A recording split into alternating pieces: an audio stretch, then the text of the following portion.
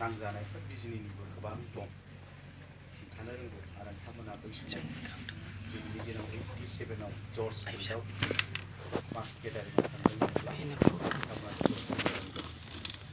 दा जों बेखौ रोङै रोङै खोनाबायल', जों लोगो मोनाखिसै, जों नुवाखिसै।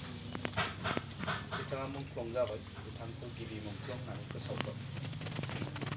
बिनिफ्राय आन्दलना जेरैबायदि लेभेलाव थांबाय, गणतान्त्रिकजों आरो भायलेन्सजोंबो।